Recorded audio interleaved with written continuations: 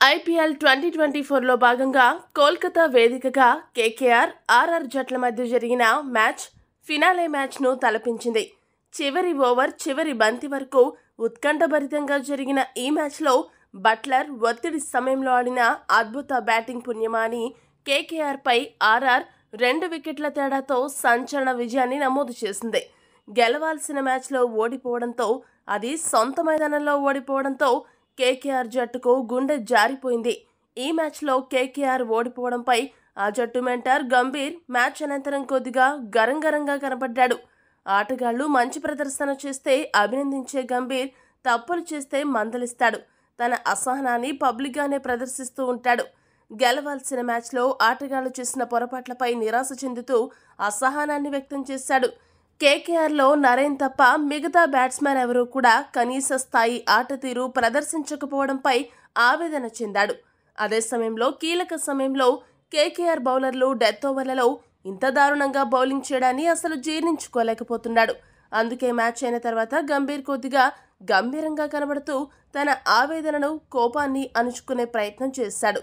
అయితే తదుపరి జరగబోయే మ్యాచ్లలో గెలవాలంటే కేకేఆర్ జట్టు ఓ 3 మార్పులు ఖచ్చితంగా చేయాల్సిన అవసరం ఉంది. అందులో మొదటి మార్పు వెంకటేష్ అయ్యర్ను తీసి పక్కన పెట్టడం. ఆల్రౌండర్గా జట్టులోకి ఎంటర్ అయిన అయ్యర్ ఈ సీజన్లో బ్యాటింగ్లో ఘోరంగా ఫెయిల్ అవుతున్నాడు. బౌలింగ్లో కూడా అతనికి అవకాశాలు దక్కడం లేదు. కాబట్టి అతన్ని జట్టు నుండి తప్పించడం ఉత్తమం. ఇక రెండో ఆటగాడి విషయానికి వస్తే బౌలర్ మిచెల్ స్టార్క్ను ఈ ఏడాది కేకేఆర్ జట్టు దాదాపు 25 కోట్లు పెట్టి కొనుగోలు చేసింది.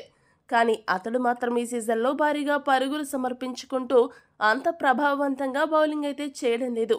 అదే సమయంలో వికెట్లు కూడా పడగొట్టలేకపోతున్నాడు. ఈ సీజన్లో స్టార్క్ తన స్పార్క్ అయితే ఎక్కడా చూపించలేదనే చెప్పాలి.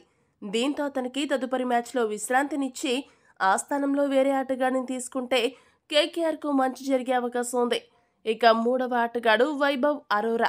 రాజస్థాన్తో జరిగిన మ్యాచ్లో వైభవ్ అరోరా ఏకంగా సగటున ఓవర్కు 15 పరుగులు సమర్పించుకున్నాడు.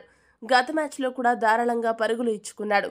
ఈ కారణాల చేత కేకేఆర్ జట్టు ఈ 3 ఆటగాళ్లను తుది జట్టు నుండి తప్పిస్తే బాగుంటుందని చాలామంది పేర్కొంటున్నారు.